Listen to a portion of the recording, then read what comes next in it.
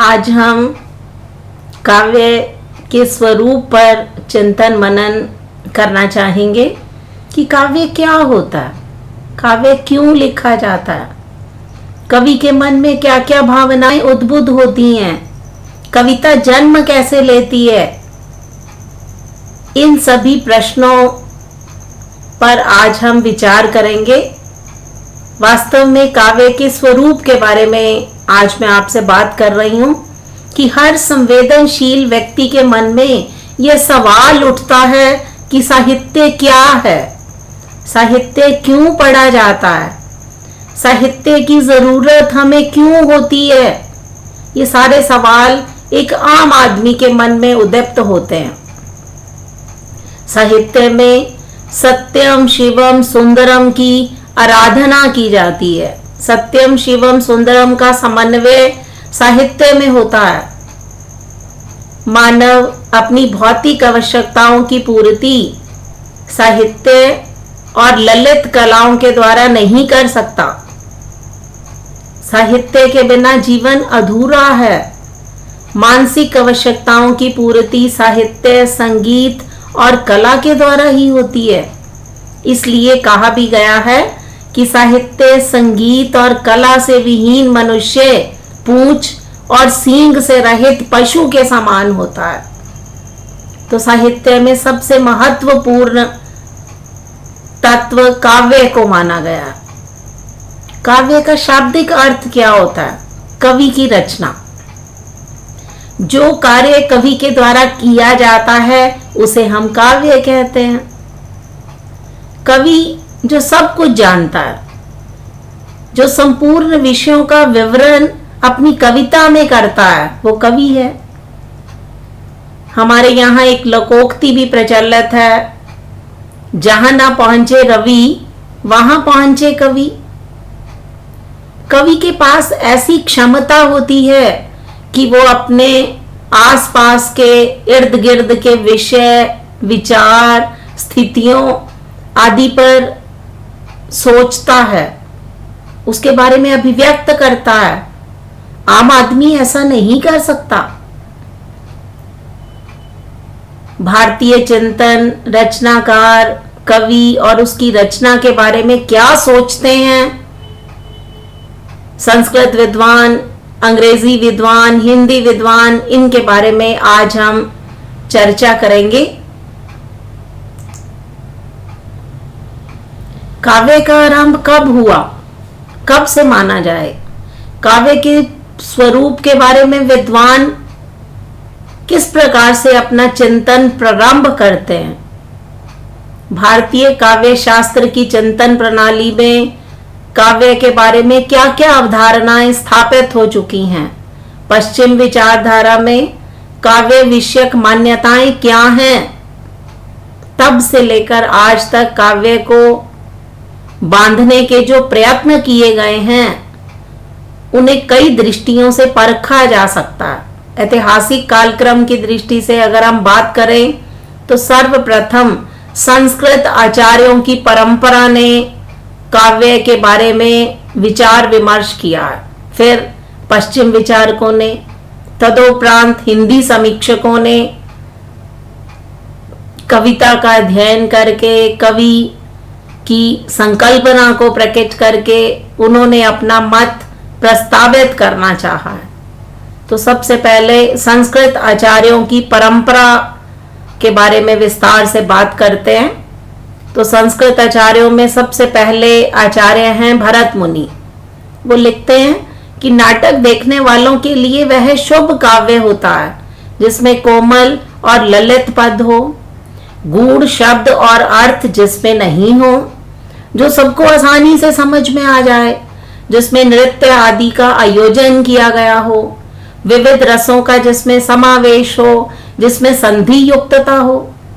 आपने सुना कि आचार्य भरत मुनि ने कोमल और ललित पदों से समन्वित रचना को काव्य माना है। वो कहते हैं कि जो जिसमें गूढ़ता ना हो, ऐसा ना हो कि पढ़ने के बाद उसका अर्थ ही हमें समझ में ना आए, जिसमें नृत्य आदि का भी आयोजन किया गया हो, जिसमें रसों का भी समावेश हो, जिसमें संधि युक्तता भी हो।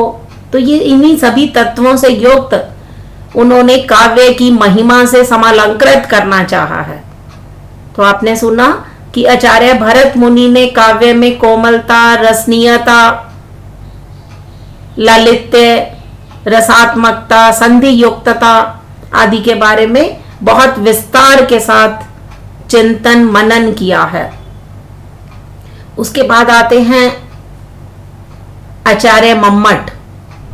उन्होंने लिखा है कि दोष रहित, गुण सहित और कहीं कहीं अलंकार विहीन शब्दों को उन्होंने काव्य माना है।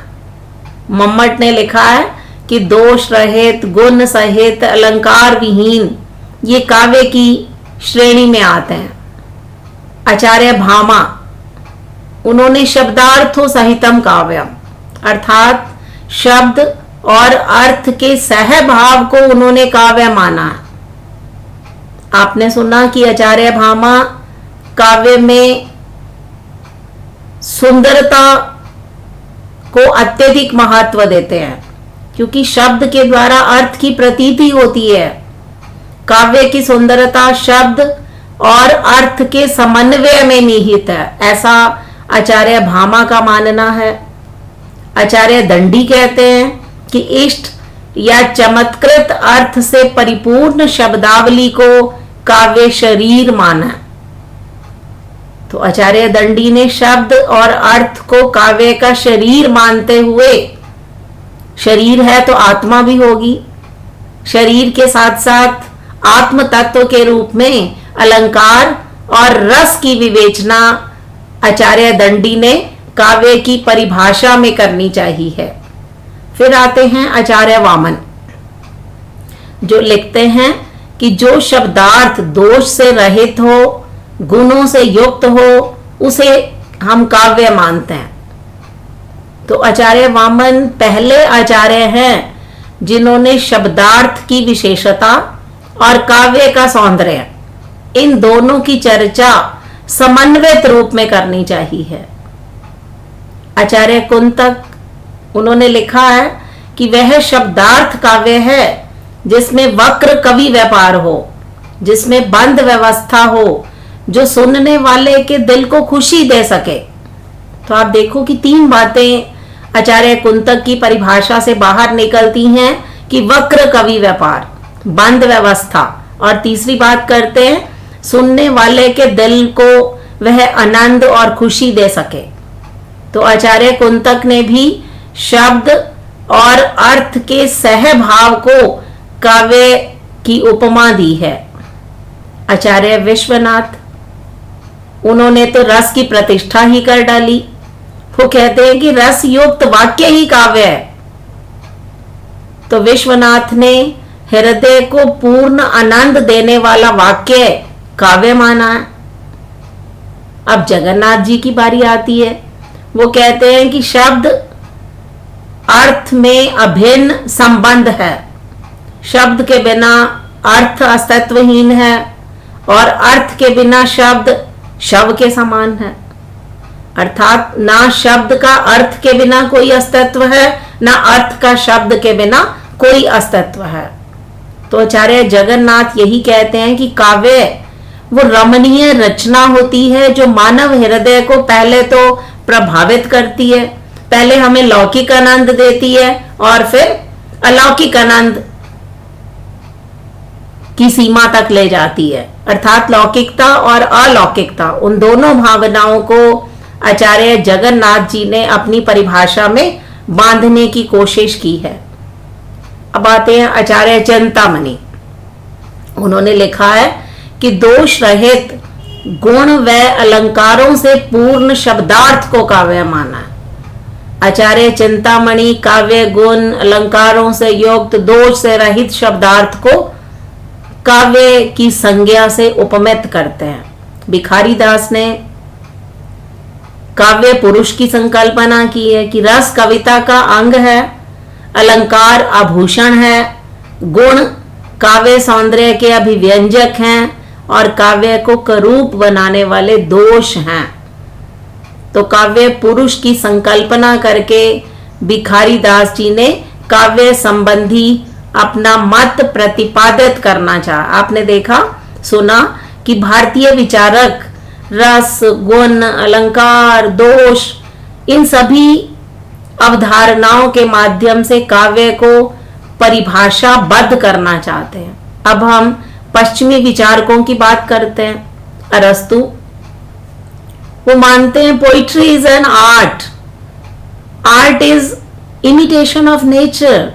Epic poetry, tragedy and comedy in most of their forms are all in their conception modes of imitation.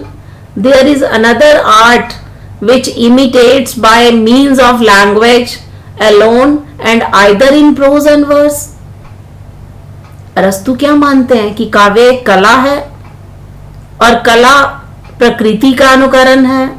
महाकाव्य, त्रासदी, कामदी, ये सभी अपने आप में अनुकरण के विचारात्मक तरीके हैं। केवल भाषा के माध्यम से ही अनुकृत की जाने वाली एक और कला है जो गद्य और पद्य के रूप में विवेचित की जाती है, either in prose and verse. एक और कला है जो अनुकृत है, जो कि गद्य और पद्य के माध्यम से विवेचित की जाती है। अब आते हैं वर्ड्सवर्थ। वो लिखते हैं poetry is spontaneous overflow of powerful feelings. It takes its origin from emotions recollected in tranquility. Wordsworth कहते हैं कि प्रबल अनुभूतियों का स्वाभाविक उच्छलन है जो शांति के क्षणों में स्मृति का विषय बनते हुए मन के संवेगों से फूट निकलता है, हमारी इमोशन से वो विस्तार पाता है। वर्ड्सवर्थ की विचारधारा spontaneous overflow of powerful feelings, ये स्वाभाविक उच्छलन काव्य को माना जाता है। जॉनसन लिखते हैं poetry is the art of uniting pleasure with truth by calling imagination to the help of reasons. कविता कला है जो कल्पना की सहायता से विवेक के द्वारा सत्य को आनंद से मिलाती है। कविता में उन्होंने कल्पना, विवेक, सत्य, आनंद, इन सभी विचारधाराओं को जॉनसन ने अपनी परिभाषा में आबद्ध करना चाहा है। कॉलरिज की स्थापना अब हम विचार करते हैं। Poetry the best words in the best order, सर्वोत्तम शब्दों के सर्वोत्तम क्रम विधान को उन्होंने कॉलरिज ने कविता माना है। Shelley poetry is the record of the best and happiest moments of the happiest and best mind. कविता को कल्पना की अभिव्यक्ति मानते हैं शैले। कविता प्रसन्न और सर्वोत्तम मस्तिष्क के सर्वाधिक सुखपूर्ण क्षणों का लेखा जोखा है, अर्थात सुखतम क्षणों में ही कविता लिखी जा सकती है। कल्पना का आधिक्य ये शैले ने कविता के अंतर्गत महत्वपूर्ण माना है। मैथ्यू आर्नल्ड लिखते हैं poetry is a bottom, a criticism of life. कविता मूल रूप से जीवन की आलोचना है। पाश्चात्य विद्वानों के बाद अब हम हिंदी आचार्यों की स्थापना पर विचार करते हैं, जिसमें आचार्य महावीर प्रसाद द्विवेदी जी की विचारधारा यही है कि कविता प्रभावशाली रचना है जो पाठक और श्रोता के मन पर आनंददायी प्रभाव डालती है। मनोभाव कल्पना का रूप धारण करते हैं, वही कविता है। वो चाहे पद्यात्मक हो या गद्यात्मक, अंतःकरण की वृत्तियों के चित्र का नाम कविता। तो महावीर प्रसाद द्विवेदी आनंद को बहुत महत्वपूर्ण मानते हैं, मनोभावनाओं की कल्पना की बात करते हैं, अंतःकरण की वृत्तियों के चित्र को वो कविता के रूप में रूपायित करना चाहते हैं। तो द्विवेदी जी की विचारधारा में आनंद ही सर्वोत्तम माना जाता है। आचार्य नंद दुलारे वाजपेयी काव्य तो प्रकृत मानव अनुभूतियों का नैसर्गिक कल्पना के सहारे सौंदर्यमय चित्रण है, जो मनुष्य मात्र में अनुरूप भावोच्छ्वास और सौंदर्य संवेदन उत्पन्न करता। नंद दुलारे वाजपेयी ने मानवीय अनुभूति, कल्पना जो कि नैसर्गिक हो, और साथ में सुंदरता, इन तीनों को ही काव्य के स्वरूप में आबद्ध करने की कोशिश की है। आचार्य शुक्ल, जिस प्रकार आत्मा की मुक्तावस्था ज्ञान दशा कहलाती है, उसी प्रकार हृदय की मुक्तावस्था रस दशा कहलाती है। हृदय की मुक्ति की साधना के लिए मनुष्य की वाणी जो शब्द विधान करती है, वही कविता है। रस दशा, मुक्तावस्था, इन दोनों को आचार्य शुक्ल ने अपनी परिभाषा में बांधने की कोशिश की है। बाबू गुलाब राय, काव्य संसार के प्रति कवि की भाव प्रधान मानसिक प्रतिक्रियाओं की श्रेय की प्रेम रूपी अभिव्यक्ति है। बाबू श्याम सुंदर दास, जो हृदय में काव्य वही है जो हृदय में अलौकिक आनंद और चमत्कार की सृष्टि करे। जयशंकर प्रसाद क्या कहते हैं? काव्य आत्मा की संकल्पनात्मक अनुभूति है, जिसका संबंध विश्लेषण, विकल्प और विज्ञान से नहीं होता। वो श्रेयमयी प्रेय रचनात्मक ज्ञान धारा के साथ होता है। आत्मिक भाव को उन्होंने काव्य माना और रचनात्मक ज्ञान धारा के प्रति प्रसाद जी ने अपनी भावनाओं का निरूपण करना चाहा। सुमित्रानंद महादेवी वर्मा क्या कहती हैं? कविता कवि विशेष की भावनाओं का चित्रांकन है और वह वर्णन इतना सटीक है कि उसमें वैसी ही भावनाएं किसी दूसरे के हृदय में आविर्भूत होती हैं। बहुत अच्छी परिभाषा कही है कि ऐसी भावनाएं जो सुनने वाला भी है, पढ़ने वाला भी है, उन सभी के मन में वैसी ही भावनाएं अंतर्भूत होने लगती हैं, ट्रांसफर हो जाती हैं। सुमित्रानंदन पंत, कविता हमारे परिपूर्ण क्षणों की वाणी है। जब हम अपने आप को संपूर्ण मानते हैं, उसी क्षण में कविता का जन्म होता है। आगे क्या कहते हैं? कविता पहले शब्द है और अंत में भी यही बात रह जाती है कि कविता पहले शब्द है। शाब्दिक चमत्कार को आगे ने काव्य के स्वरूप में ढालने की कोशिश की है। धूमिल, कविता भाषा में आदमी होने की तमीज है। आदमियत को उन्होंने विशेष महत्व देना चाहा है। डॉक्टर नगेंद्र, सरस शब्दार्थ का नाम काव्य है। जो अपने आप में रस युक्त हो, उसे ही डॉक्टर नगेंद्र ने काव्य कहकर अभिहित करना चाहा है। हमने संस्कृत विद्वानों, विदेशी विद्वानों, हिंदी विद्वानों इत्यादि की परिभाषाओं पर विचार विमर्श किया, चिंतन मनन किया। काव्य संबंधी अलग अलग परिभाषाएं मैंने आपके सामने प्रस्तुत की, तो इन सभी में परस्पर मतभेद प्रतीत होता है। प्रत्येक विद्वान ने काव्य के विभिन्न तत्वों में से एक तत्व को ग्रहण किया, उसे अपना काव्य लक्षण बना लिया और दृष्टिकोण विशेष से सभी परिभाषाएं एक दूसरे के साथ जुड़ी हुई हैं। क्योंकि यूरोप में काव्य को जीवन की अनुकृति, जीवन की नकल मानते हैं, जीवन की आलोचना मानते हैं, जीवन का भाव स्मरण मानते हैं और काल्पनिक अनुभूति को मानते हैं। तो जितने भी विदेशी विद्वान हैं, वो काव्य को जीवन की अनुकृति, आलोचना, स्मरण, भाव, कल्पना आदि के साथ समन्वित करने की कोशिश कर रहे हैं। और जो भारतीय विचारक हैं, वो रमणीय अर्थ प्रतिपादित करने वाले रसात्मक वाक्य को काव्य मानते हैं। रस को उन्होंने विशेष महत्व देना चाहा है। तो अब हम संस्कृत आचार्य, पाश्चात्य विद्वान और भारतीय विचारक, इन सभी विद्वानों की विचारधाराओं को समन्वित करने की कोशिश कर रहे हैं।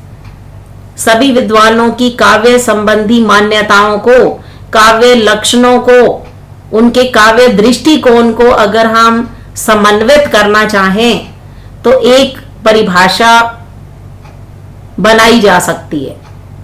काव्य एक ऐसी भाषाई अभिव्यक्ति है जो विचार को भाव से मिलाती हुई कल्पना के अतिरेक से मनुष्य को आनंद प्रदान करती है। विचार को भाव से मिलाती है, भाव और विचार दोनों मिलकर कल्पना के अतिरेक से समन्वित हो जाते हैं। जब भाव, विचार, कल्पना ये तीनों तत्व समन्वित हो जाते हैं तभी मनुष्य को आनंद की प्राप्ति होती है। लौकिक और अलौकिक दोनों प्रकार के आनंद का संचरण होता है। यही वास्तव में कविता है। कविता का जन्म कैसे होता है, कब होता है, क्यों होता है?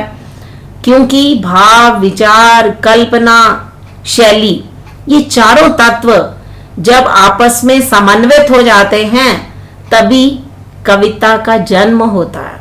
तभी कवि अपनी कलम के माध्यम से काव्य अनुभूतियों को, काव्य विचारों को, काव्य कल्पनाओं को शैली के बंधन में बांध देता है। वास्तव में यही कविता है और यही कविता का अस्तित्व है और इसी अस्तित्व पर आज हमने विचार किया। धन्यवाद।